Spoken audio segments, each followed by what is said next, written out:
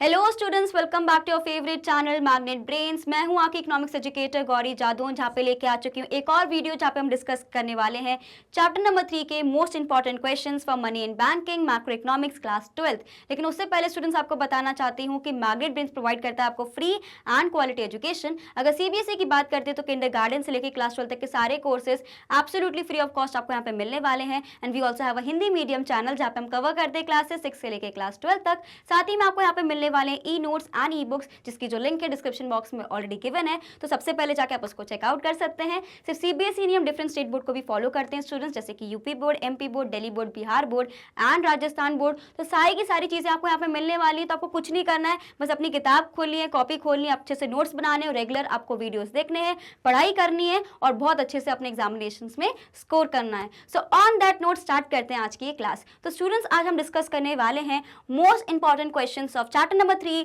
Money and banking for class 12th CBSE. तो start करते हैं आज की क्लास, राइट? तो सबसे पहला जो मेरे पास क्वेश्चन आ रहा है वो क्या है स्टूडेंट्स? डिफाइन बार्टर एक्सचेंज या बार्टर सिस्टम भी बोल सकते हैं, ठीक है? ये वाला क्या है सिस्टम? देखो, इससे क्या क्वेश्चन आता है कि बार्टर एक्सचेंज क्या होता है, इसका ड्रॉबैक्स क्या होता है, ये क्वेश्चन आता है। इससे ये भी क्वेश्चन कई बार आपके एग्जाम्स में आया है कि बार्टर एक्सचेंज क्यों अच्छा नहीं है, क्यों मनी को हमें एक तरीके से इन्वॉल्व करना चाहिए, मनी ही एक तरीके से करेक्ट यूनिट ऑफ एक्सचेंज है। इस तरह के क्वेश्चन आपको देखने को मिलते हैं, right? So what are barter exchange? Barter exchange को हम लोग क्या बोल सकते हैं? COC economy,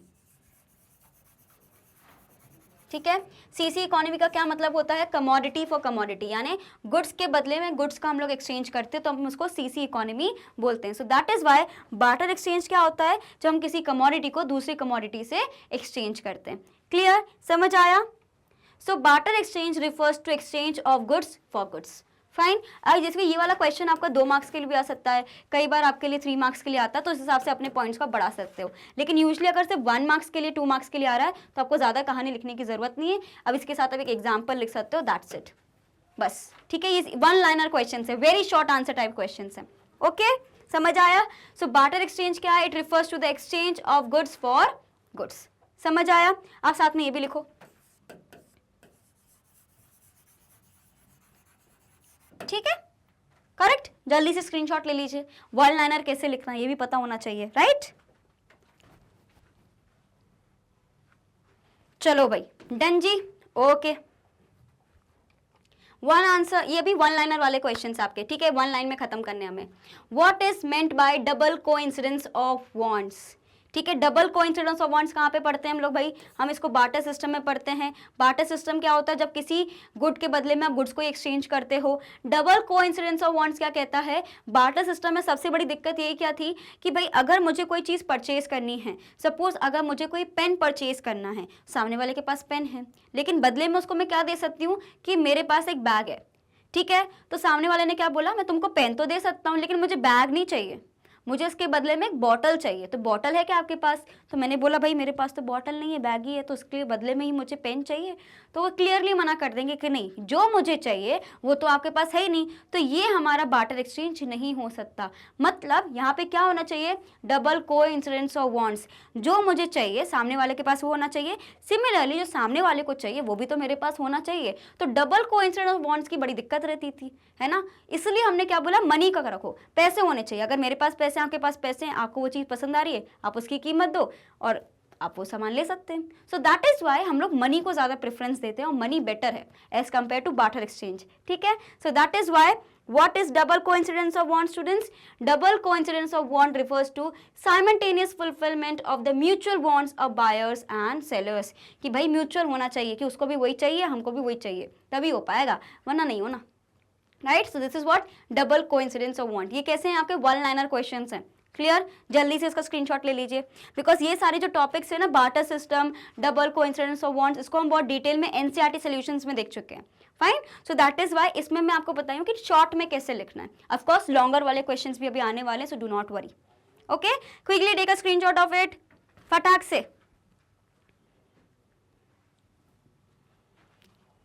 done? Okay, question number 3 लो भैया। Define money. मनी क्या है? What is money? मनी आप बोलते हो इज इक्वल्स टू पैसा, ऐसा लिख दोगे क्या? नहीं, आपको इकोनॉमिक्स टर्म से बताना पड़ेगा कि मनी क्या एक मीडियम ऑफ एक्सचेंज है जिसकी एक वैल्यू है, यूनिट ऑफ एक्सचेंज है, उसको हम स्टोर करके रख सकते हैं and can be use for standard deferred payment. Deferred payment मतलब फ्यूचर पेमेंट्स के लिए भी मनी यूज किया जा सकता है।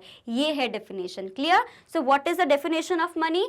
Money is anything which is generally accepted as a medium of exchange. पहला point, measure of value, store of value and standard of deferred payment. So medium of exchange का मतलब कि भाई इससे हम लोग लेन देन कर सकते हैं, है ना, मुझे कोई सामान पसंद है तो मैं पैसे देके खरीद सकती हूँ।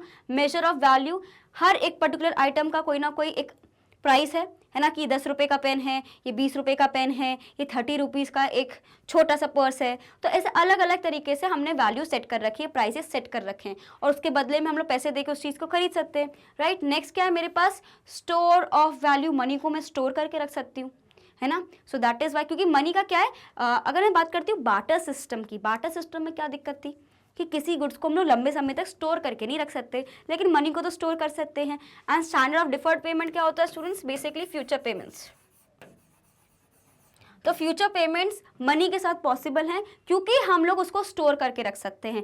बार्टर सिस्टम में किसी भी कमोडिटी को लंबे समय तक स्टोर करके नहीं रखा जा सकता था। दैट इज वाई हम लोग फ्यूचर पेमेंट्स में इतने ज़्यादा नहीं थे, बहुत लिमिटेशंस थी, है ना। So that is why money क्या हो गया? It is anything which is generally accepted as a medium of exchange, has a value, has a store of value and has और can be held in the standard of deferred payments. Clear? Quickly take a screenshot of it, जल्दी से। Be quick, okay? चलो भाई, done जी। What is the basic characteristics of money? कौन कौन से characteristics है मनी के भाई? मनी क्या है? मीडियम ऑफ एक्सचेंज है, ठीक है, एक हमारा वैल्यू है, यूनिट ऑफ वैल्यू है, स्टोर ऑफ वैल्यू है, क्या है? स्टैंडर्ड ऑफ डिफर्ड पेमेंट है। तो ये सारे पॉइंट्स को भी हम डिटेल में एक्सप्लेन कर सकते हैं और भी जो पॉइंट्स है उसको डिस्कस करते हैं। तो क्या है भाई कि what is the basic characteristics of money? कि उसकी एक्सेप्टेबिलिटी हर जगह है, सो जनरली एक्सेप्टेड है। तो ये कैसा है? आपका 1 मार्क क्वेश्चन है, टू द पॉइंट लिखना पड़ता है। तो अगर मैं बोल रही हूँ कि what is the basic characteristics, तो ये जनरली एक्सेप्टेड है, यानी इसको यूनिट ऑफ एक्सचेंज के लिए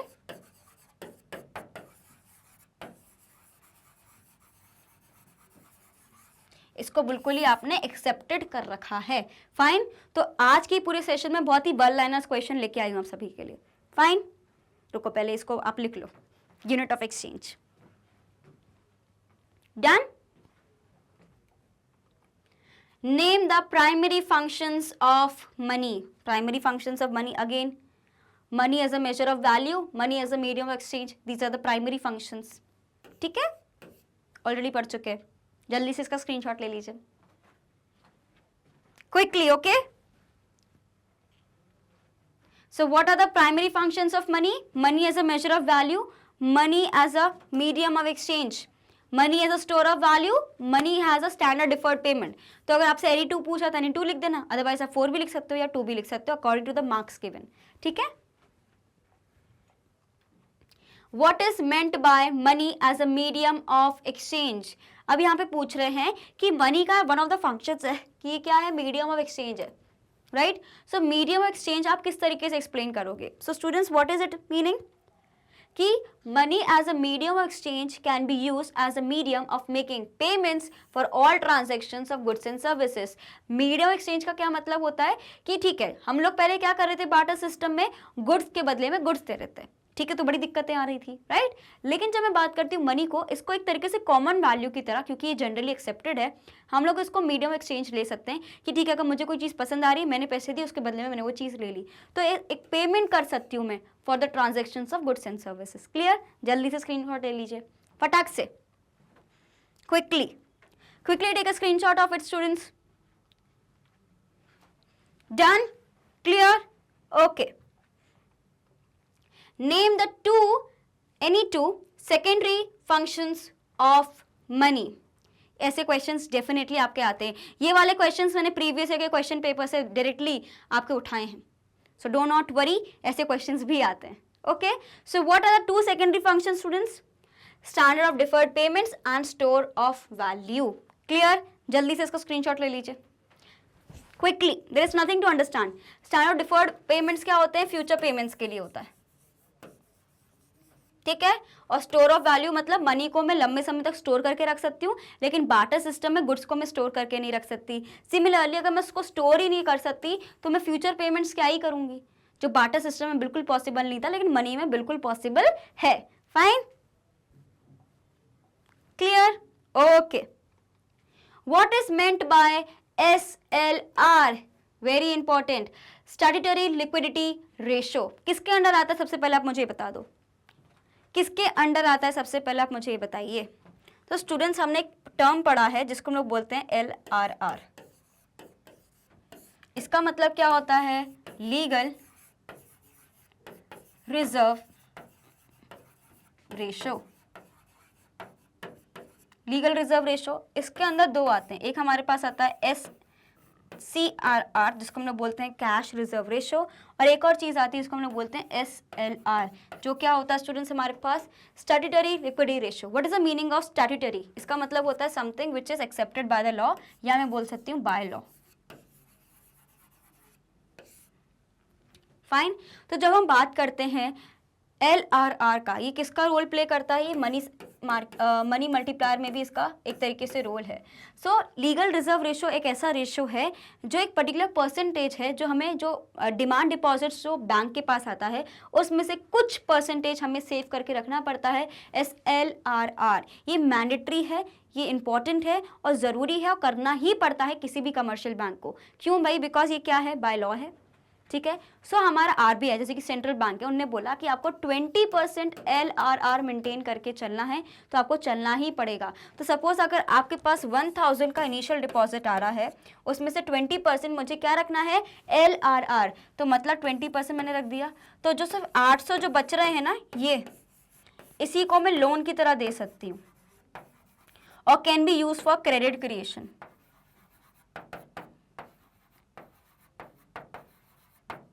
ठीक है, अदरवाइज ये यूज हो ही नहीं सकता।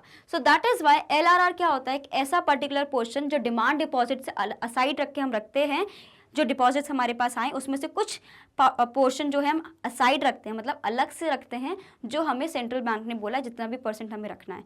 ठीक है, अब इसमें भी हमारी दो कहानी आती है, पहला मेरे पास आता है CRR, एक हमारे पास आता है SLR। CRR क्या होता है, कैश रिजर्व रेशो।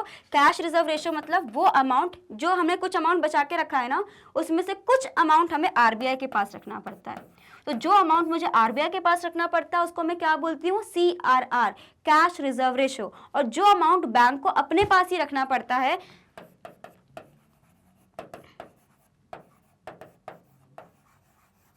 उसको हम लोग क्या बोलते हैं, SLR। So SLR is that part of LRR which it has to kept with itself, खुद के पास रखना पड़ेगा, देमसेल्व्स के पास रखना पड़ेगा, बैंक के पास खुद रहता है ये। ठीक है, तो आपको याद रखना है जो CRR है वो अमाउंट है जो RBI के पास रहता है, और SLR कौन सा अमाउंट है, जो वो खुद के पास रखते हैं, बैंक्स अपने पास रखते हैं। क्लियर हुआ क्या पूरी कहानी? जल्दी से पहले इसका स्क्रीनशॉट ले लो और ऐसे अपने भाषा में आपको खुद भी अपनी नोट्स में लिखना है ताकि आपको पूरी क्लैरिटी मिले। Clear, okay. So what we can say that statutory liquidity ratio क्या होता है, it refers to the minimum percentage of time and demand deposits required to be kept by commercial banks with themselves. अपने पास ही रखना है, RBI को जमा नहीं करना है। Fine, quickly take a screenshot of it, जल्दी से। ऐसे डायरेक्ट क्वेश्चंस भी आ सकते हैं, जरूरी नहीं कि हमेशा घुमा के आपको दें, हमेशा यॉकर आए जरूरी थोड़ी है ना, हर बॉल यॉकर हो जरूरी नहीं हो, है ना। और दूसरी बॉल भी आ सकती है, इसमें हम लोग चौके छक्के भी मार सकते हैं। तो ऐसे क्वेश्चन में हम लोग चौके छक्के मार सकते हैं आराम से, है ना। यॉकर वाली बॉल में हमें थोड़ा सावधान रहना पड़ता है, लेकिन ये वाले इस पर तो आराम से चौके पड़ सकते हैं, तो क्या दिक्कत है, राइट। चलो भाई, क्लियर। तो अब मैंने ना सोचा है कि जो भी हमारा डिफिकल्ट क्वेश्चन रहेगा उसको हम लोग क्या बोलेंगे, यॉकर क्वेश्चन, और जो भी ईजी है हम उसको बोलेंगे फुल टॉस क्वेश्चन। इसमें फुल टॉस मारो यार, बिल्कुल बढ़िया। ठीक है, फुल टॉस पे भी वैसे आउट हो जाते हैं ना कभी कभी, so that is why we cannot say that। चलो, क्लियर, समझ आया, okay. Question number 9, what is meant by margin requirement. अच्छा, मार्जिन रिक्वायरमेंट किस में आता है, क्वालिटेटिव या क्वांटिटेटिव मेथड्स में। ये क्या है, ये किसका पार्ट है, मॉनेटरी पॉलिसी का। और मॉनेटरी पॉलिसी कौन बनाता है भाई, मैं बना रही हूं क्या पॉलिसी, है कौन बना रहा है मॉनेटरी पॉलिसी, RBI। ठीक है, अब आरबीआई जो पॉलिसीज बनाता है उसमें कौन कौन सी पॉलिसीज होती हैं? एक हमारे पास होता है क्वांटिटेटिव, एक मेरे पास क्या होती है students? Qualitative. So qualitative part में क्या आता है मेरे पास? Margin requirements. मार्जिन रिक्वायरमेंट किससे रिलेटेड है? बेसिकली क्रेडिट से रिलेटेड है, ये एक तरीके से लोन से रिलेटेड है, कि जो मार्केट वैल्यू ऑफ सिक्योरिटीज है ना, जो मार्केट वैल्यू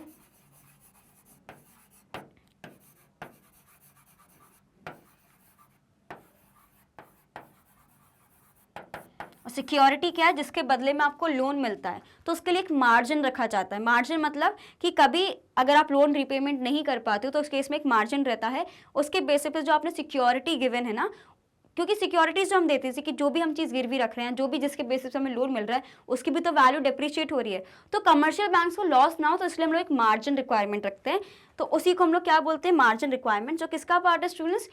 क्वालिटेटिव का। ठीक है, so the difference between the market value of security offered and the value of amount lent, मतलब जो आपने लोन की तरह लिया है, ठीक है, is called as margin requirement। Clear? जल्दी से इसका स्क्रीनशॉट ले लीजिए क्विकली। डन? समझ आया भैया? आगे बढ़ते हैं, फिर किस बात की देर है? Question number 10, very simple, to the point answer. ये कौन सा क्वेश्चन है? यॉकर क्वेश्चन नहीं है, सिंपल मक्खन क्वेश्चन है। What is repo rate? Repo rate is the rate at which RBI offers loan to commercial banks, or I would say that it is a rate at which commercial banks takes loan from RBI। उसको हम लोग क्या बोलते हैं? Repo rate. So repo rate is the rate at which the central bank of a country lends money to commercial bank in the event of any shortage of funds। Clear? So repo rate is the rate at which central bank of a country, जैसे कि RBI, gives loans to commercial banks, और जिस rate पे given रहता है उसको हम लोग क्या बोलते हैं? Repo rate. Clear? Quickly take a screenshot of it, जल्दी से। इसी बात पे मुझे भी बता दो कि रेपो रेट लॉन्ग टर्म के लिए होता है या शॉर्ट टर्म के लिए रहता है? जल्दी से। डन? ओके जी। Mention any one factor affecting credit creation by banks. सिर्फ वन फैक्टर पूछा है, बहुत सारे फैक्टर्स होते हैं जो क्रेडिट क्रिएशन को एक तरीके से अफेक्ट करते हैं, जो हमने अभी मेजर्स पढ़े ना मॉनेटरी सप्लाई के।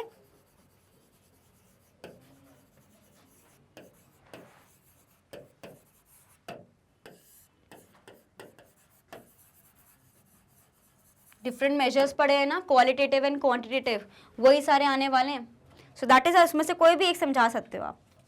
तो जैसे कि मैंने समझा दिया कि कौन सा एक फैक्टर है, वो एक होता है हमारे पास इनिशियल कैश डिपॉजिट, जो हमने पढ़ा है मनी क्रिएशन में। मनी क्रिएशन में मैंने क्या पढ़ा है?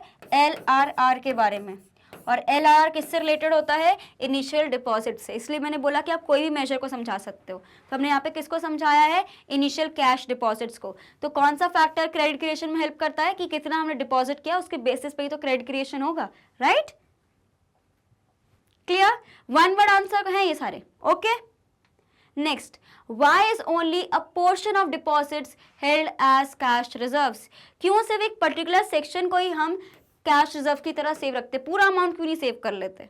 तो भैया बैंक कैसे अर्न करेंगे, मनी क्रिएशन कैसे होगा, है ना? और कुछ सेव करना भी जरूरी है, बिकॉज हमें नहीं पता कि कब बैंक को किसकी रिक्वायरमेंट आ जाए, तो हमें थोड़ा एक सेफ्टी कंसर्न्स के कारण भी कुछ हमें एक डिपॉजिट को सेव रखना पड़ता है। अगर हम बात करते हैं अपनी खुद की भी, है ना, तो जैसे कि हम पूरा तो खर्चा नहीं करते, कुछ सेव करके भी रखते हैं ना, सिमिलरली बैंक्स को भी ये सिक्योरिटी को मेंटेन रखने के लिए कुछ कैश रिजर्व्स को मेंटेन करना पड़ता है। अब कितना रखना पड़ता है, ये किसका सरदर्द है? ये आरबीआई का, बिकॉज आरबीआई एक तरीके से इंस्ट्रक्शंस देता है। बिकॉज आरबीआई क्या है? आरबीआई क्या करता है? कॉर्ड करता है, एंड कॉर्ड का मतलब क्या होता है? Control, operates, regulates and directs। किसको भाई? एंटायर बैंकिंग सिस्टम को।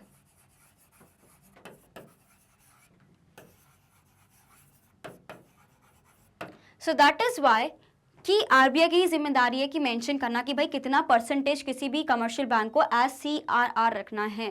कैश रिजर्व रेशियो को हम लोग CRR भी बोलते हैं, राइट? क्लियर? तो CRR किसका पार्ट है?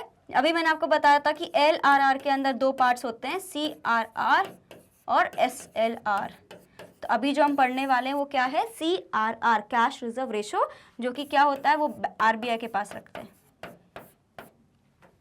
याद आया कुछ? Right? So why do we keep it, students?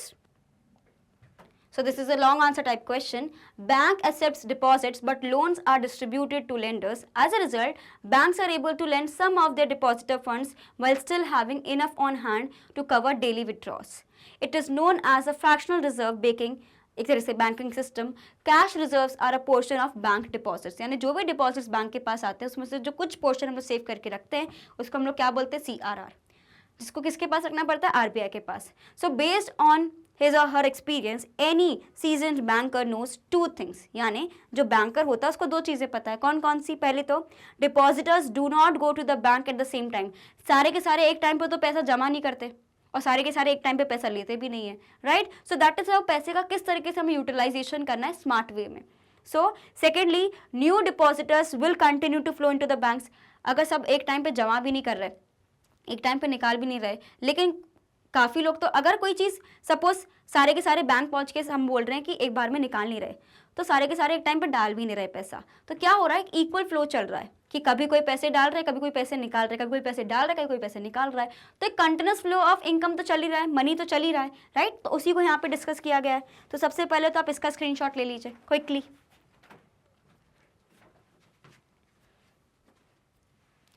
Okay, done? समझ आया? So what does it mean students कि यहाँ पे क्या बोल रहे हैं कि क्यों? क्योंकि दो अजम्पशंस है मेरे पास। कौन कौन से? कि भाई पहले तो सारे के सारे डिपॉजिटर्स अपने पैसे वापस लेने जा नहीं रहे एक साथ, और अगर जा भी रहे हैं तो कंटिन्यूस बेसिस पे कोई ना कोई नई एक तरीके से सेविंग्स भी तो डाल रहा है ना बैंक में, तो कुछ अमाउंट हमारे पास सेव है। उसको सेव करना आरबीआई के पास क्यों ज़रूरी है? बिकॉज हमें डेली ऑपरेशंस के लिए, अपनी सेफ्टी कंसर्न्स के लिए हम चाहते हैं कि कुछ अमाउंट मेरे पास सेव रहे आरबीआई के पास, ताकि आरबीआई एक तरीके से हमें कभी ना कभी हेल्प कर सकता है whenever we are in the financial crisis. Clear? समझ आया?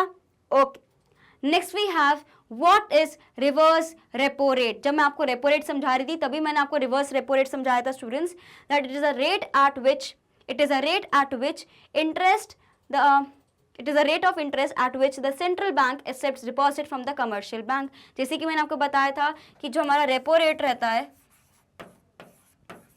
वो कौन सा रेट रहता है भाई? जिसपे आरबीआई एक तरीके से मनी किसको लोन में दे देता है? कमर्शियल बैंक्स को। और इसी का रिवर्स क्या हो जाएगा? उल्टा, मतलब यू टर्न हो गया, है ना? तो वो क्या हो जाएगा स्टूडेंट्स यहाँ पे? जब जो बैंक्स हैं वो आरबीआई को दे दें, right? So it is a rate of interest at which the central bank accept deposit from commercial banks. की कई बार कमर्शियल बैंक के पास ज़्यादा पैसा रहता है तो वो आरबीआई को खुद से दे देते हैं कि भाई ठीक है आप ये लो, इसके बदले में मुझे इंटरेस्ट दो। तो वाली सिचुएशन क्या होती है? Reverse repo rate. क्लियर? जल्दी से स्क्रीनशॉट ले लीजिए। Done? Okay, question number 14 students, state the formula use for calculating money multiplier. अरे ये तो मैंने पहले ही बता दिया। What is the formula students? So reciprocal of legal reserve ratio और 1 डिवाइडेड बाय LRR। तो ये वन स्टेटमेंट वाला हमारा क्वेश्चन है। सो what is the formula of MM? Money multiplier का क्या फॉर्मूला रहता है? 1 डिवाइडेड बाय LRR। ठीक है, इसका एग्जाम्पल भी दे सकते हो। For example, if LRR is 20%, how much would be the money multiplier? कितना मल्टीप्लाई होगा? तो हमारा क्या है फॉर्मूला? 1 डिवाइडेड बाय LRR, है ना? तो 1 डिवाइडेड बाय, क्योंकि हमें 20% गिवन है तो इसका कितना हो जाएगा स्टूडेंट्स? 0.2। तो ये कितना आ जाएगा मेरे पास? 5 टाइम्स। सो मनी जितना भी मेरा इनिशियल अमाउंट है उससे अगर 20% का मेरे पास LRR है तो 5% मेरा 5 टाइम्स मेरा मनी मल्टीप्लाई होने वाला है, यानी 5 टाइम्स बढ़ जाएगा। तो ये पूरा आप एग्जाम्पल के थ्रू भी लिख सकते हो। Fine, quickly take a screenshot of it. ये याद रखना है फॉर्मूला। मनी मल्टीप्लायर पे बहुत क्वेश्चंस आते हैं इस पर्टिकुलर चैप्टर से। क्लियर? क्वेश्चन नंबर 15 हमारे पास है, अभी आ गया और इसका मैंने आंसर भी अभी बता दिया। Calculate the value of money multiplier if the legal reserve requirement are 20%। So what is it? Money multiplier का क्या फॉर्मूला है? 1 डिवाइडेड बाय LRR। तो ऐसे ही हमें कैलकुलेट करना है, राइट? चलो करते हैं calculate students. So how you will calculate, अभी मैंने इसका पूरा आपको बताया था कि मनी मल्टीप्लायर क्या होता है मेरे पास, it is 1 divided by legal reserve ratio. ठीक है, लीगल रिजर्व रेशो मेरे पास 20% गिवन है, जिसको मैं कैसे लिख सकती हूँ 0.2 की तरह, या 1 डिवाइड बाय 20% भी कर दो, कोई दिक्कत नहीं है। तो मेरे पास आंसर कितना आ गया 5। तो 5 क्या है, 5 टाइम्स हो गया। तो अगर मेरा इनिशियल इन्वेस्टमेंट जो है या मेरा इनिशियल डिपॉजिट जो है वो सपोज 1000 था, तो अब क्या बोल रहे हैं मनी मल्टीप्लायर ने, क्या बोला कि 5 टाइम्स आपका पैसा बढ़ जाएगा। तो ये कितना होने वाला है 5000, क्योंकि हमें क्या करना पड़ेगा इंटू 5, और इंटू 5 क्या है मेरा 5 टाइम्स, जो कि मनी मल्टीप्लायर है। तो मेरा आंसर क्या हो जाएगा 5000। समझ आया? एक बार फिर से बता दूं क्या? पहले आप स्क्रीनशॉट लो, फिर से समझा दूंगी, क्योंकि थोड़ा इंपॉर्टेंट है। डन? ओके। तो स्टूडेंट्स, जब भी मैं मनी मल्टीप्लायर की बात कर रही हूँ तो इसमें इनिशियल डिपॉजिट की भी बात होती है, और इनिशियल डिपॉजिट मेरे पास सपोज मैंने ले लिया ₹1000, ठीक है, और LRR यहाँ पे कितना गिवन है मुझे 20%। 20% को मैं कैसे लिख सकती हूँ, 0.2 भी लिख सकती हूँ। मेरा फॉर्मूला क्या कहता है, what is the formula of MM? The formula of MM is 1 divided by LRR। तो कितना हो गया 1 डिवाइडेड बाय 0.2। इसका आंसर कितना आएगा मेरे पास 5 times. So that is why initial deposit जो मेरे पास 1000 का था, इससे मैंने मनी मल्टीप्लायर का लगा दिया, तो मेरे पास टोटल कितना हो जाएगा। तो मैंने कितने का क्रेडिट क्रिएशन कर दिया एक्स्ट्रा, 5 टाइम्स कर दिया, तो 5000 हो गया। तो ये इसका पूरा आंसर है। Clear? Quickly take a screenshot of it, जल्दी से।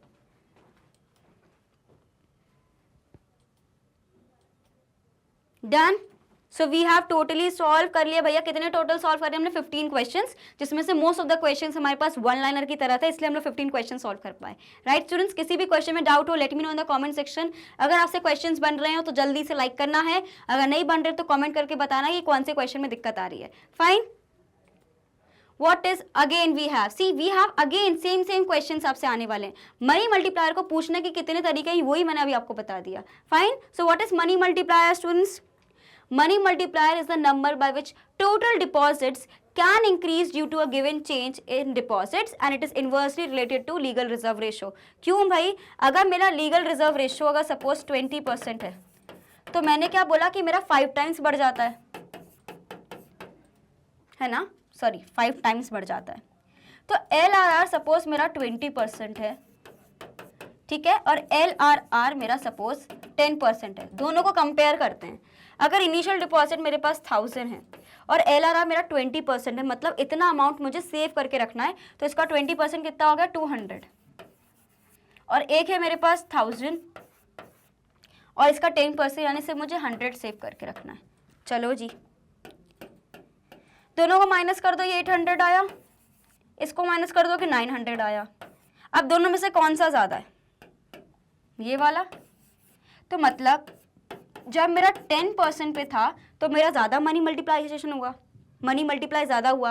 यहीं पे सिर्फ अगर 20% पे था तो मेरा मनी मल्टीप्लाई कम हुआ। मतलब कि यहाँ पे सिर्फ मैं 800 रुपये का लोन दे पा रही हूँ, यहाँ पे मैं 900 रुपये का लोन दे पा रही हूँ। तो मैं क्या बोल सकती हूँ कि इन्वर्सली रिलेटेड है। मतलब अगर LRR ज़्यादा है तो मनी मल्टीप्लाई कम होगा, कम आपको लोन देने के लिए मिलेगा। सिमिलरली अगर LRR कम है तो मनी मल्टीप्लायर आपका ज्यादा होगा, इसलिए इनवर्सली रिलेटेड है। जैसे कि लॉ ऑफ डिमांड में नहीं होता था ना, सिमिलरली वैसा। जल्दी से इसका स्क्रीनशॉट ले लीजिए और ऐसे ही समझाना भी है। डन स्टूडेंट्स, समझ आया? So with examples also you can explain. Clear? Okay. Why only a fraction of deposit is kept as cash reserves? Again a question has been repeated in the same form. ठीक है, so how you will write students? Deposits are accepted by banks while loans are dispersed to lenders. तो देखो questions पूछने के भी ना अलग अलग तरीके रहते हैं। अब सेम क्वेश्चंस हैं लेकिन इसको कैसे लिखना है उसमें हमने सिर्फ एक छोटे से फॉर्मेट में बताया था, अब यहाँ पे लॉन्ग आंसर फॉर्मेट में कैसे लिखना है। So deposits are accepted by banks while loans are dispersed to lenders and as a result banks can lend some of their depositors money while having enough on hand. मतलब क्या होता है कि of course depositors एक बार में ले रहे हैं पैसा, या अगर डिपॉजिटर्स एक बार में पैसा ले भी रहे हैं तो नया पैसा आ भी तो रहा है बैंक के पास, तो ये जो लेन देन है बैंक से इसी के थ्रू तो प्रॉफिट जनरेट करता है। सो दैट इज वाई जो प्रॉफिट वो जनरेट कर रहे हैं उसका कुछ अमाउंट उनको सेव करके रखना पड़ता है विद द आरबीआई, राइट। तो इसी का पूरा एक्सप्लेनेशन है, जल्दी से आप इसका स्क्रीनशॉट ले लीजिए क्विकली।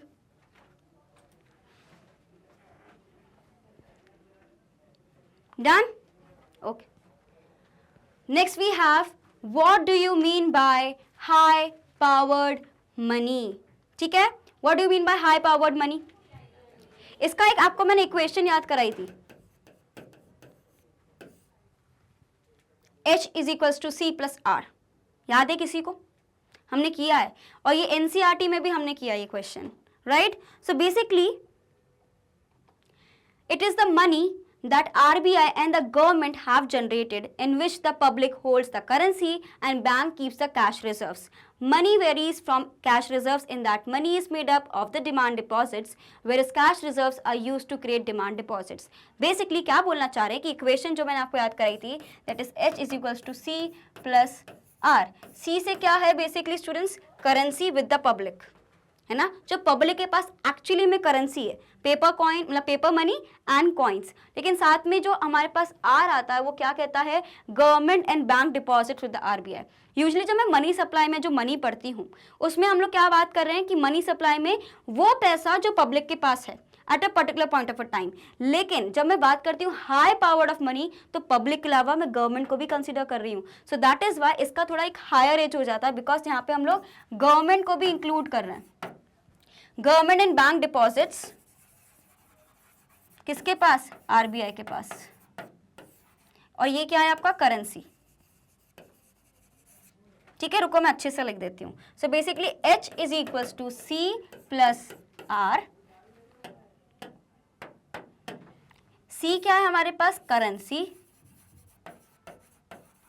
ये हमारे नोट्स भी हो सकते हैं और कॉइन्स भी, ठीक है। और वहीं पे जब मैं बात करती हूँ R की तो मैं बात कर रही हूँ गवर्नमेंट और बैंक का जो पैसा उन्होंने किसके पास रखा हुआ है, आरबीआई के पास, उसको भी इंक्लूड करते हैं। लेकिन जब मैं सिर्फ मनी की बात करती हूँ तो मनी में गवर्नमेंट और बैंक्स को हम लोग कंसीडर नहीं करते, हमने पढ़ा है ये चीज़। हम सिर्फ ये देख रहे हैं कि पब्लिक के पास कितना पैसा है और कितना उन्हें डिमांड डिपॉजिट्स की तरह रखा है।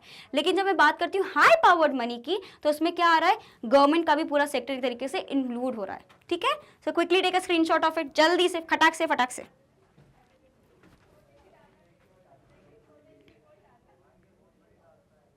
क्विकली। ओके, कैसी लग रही है आपको पूरी क्लास, जल्दी से मुझे बताना है। We are going to solve so many questions because हमने शॉर्ट आंसर टाइप क्वेश्चंस भी देखे।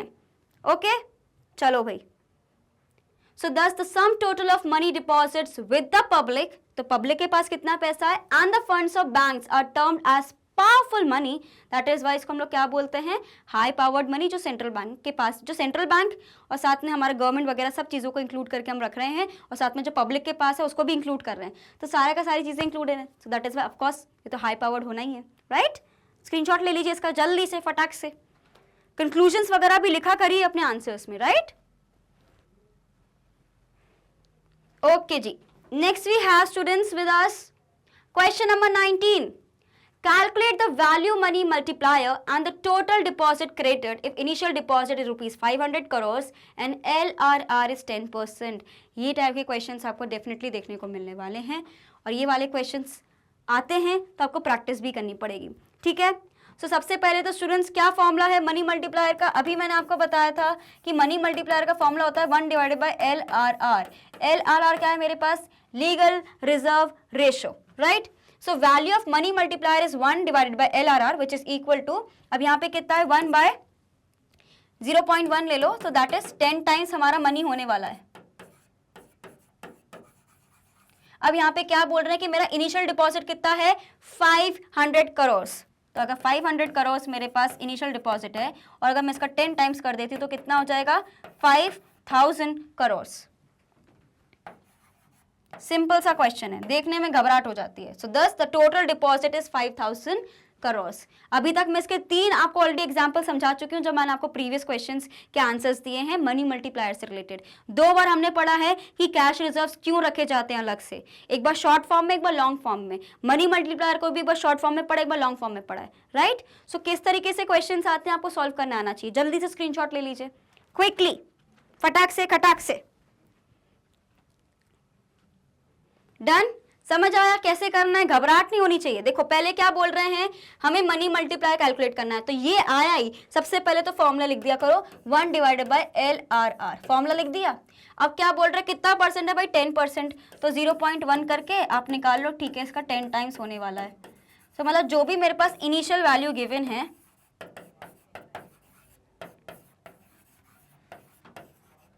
उससे मैं क्या कर दूंगी, मनी मल्टीप्लायर जो मेरा आया उससे मल्टीप्लाई कर दूंगी।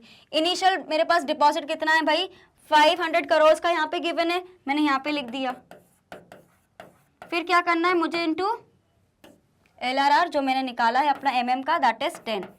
तो मेरे पास क्या आ गया स्टूडेंट्स 5000 करोड़। क्लियर, जल्दी से स्क्रीनशॉट ले लो। फिर से मैंने बता दिया आप सभी को जिनको पहली बार में नहीं समझ आया हो। फाइन, क्लियर हुआ। चलो जी आगे बढ़ते हैं, आगे बढ़ा लें अपनी कहानी। Okay, question number 20, calculate LRR if initial deposit of ₹200 crore led to the creation of total deposit of 1600 crore. मतलब अभी तक मैं LRR के थ्रू ये कैलकुलेट कर रही थी, अब मुझे क्या बोल रहे हैं कि आप LRR कैलकुलेट करो, तो कितने का डिफरेंस आया उसी को तो कैलकुलेट करना है बस, right. So basically money multiplier क्या होता है हमारे पास, जो दूसरा आंसर हमने 3-4 फॉर्मूलेस पढ़ा है। एक तो मेरे पास यही होता है जनरल फॉर्मूला, लेकिन अगर मुझे LRR निकालना है तो मैं कैसे निकालूंगी स्टूडेंट्स, मतलब जो मेरे पास टोटल डिपॉजिट है डिवाइडेड बाय इनिशियल डिपॉजिट,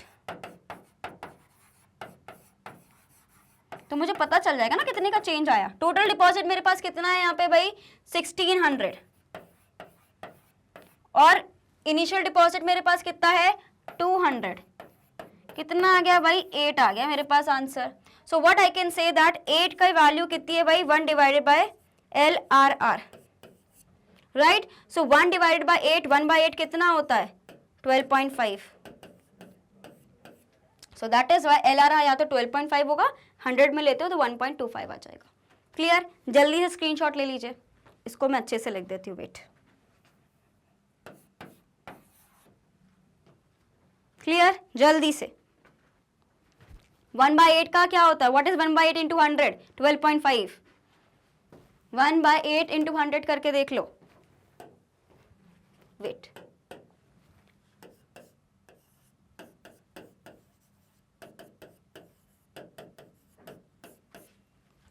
अब लो स्क्रीनशॉट।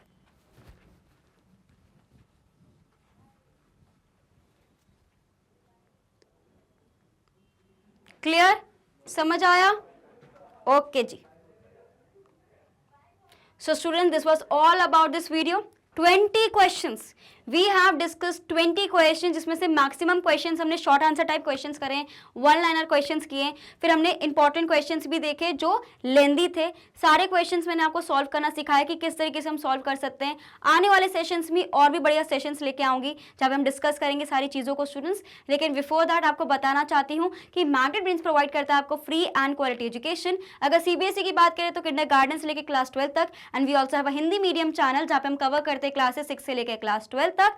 अगर मैं बात करूं CBSE नहीं, डिफरेंट स्टेट बोर्ड्स को भी हम कवर करते हैं, जैसे कि Delhi board, Bihar board, UP board, MP board and Rajasthan board. साथ में आपको वैदिक maths, crash course, spoken English, सारे कोर्सेज यहाँ पे मिलने वाले हैं। ठीक है, आपको कोई भी चीज़ समझ नहीं आ रही, आप हमारे ऐप और हमारे वेबसाइट को भी जाकर देख सकते हो। हर एक चीज़ भाई बहुत ज़्यादा सिस्टमैटिक वे में आपको गिवन है स्टूडेंट्स। और सिर्फ हमें यूट्यूब पर नहीं, डिफरेंट सोशल मीडिया साइट्स पर भी आपको फॉलो करना है, जैसे कि भाई यूट्यूब पर तो करना ही है, Facebook, Instagram, Twitter, Telegram and WhatsApp, तो वहाँ पर भी आप हमें डेफिनेटली फॉलो करना, ताकि कोई भी अपडेट आपसे बिल्कुल भी मिस ना हो स्टूडेंट्स। आपको कोई भी डाउट होता है आप डेफिनेटली मुझे कमेंट सेक्शन में बता सकते हैं। I be there to help you. So keep learning, be motivated, be consistent and regular students, and thank you for watching this video. और बने रहना है, नेक्स्ट वीडियो के लिए कहीं भी गायब नहीं होना है। Okay, thank you.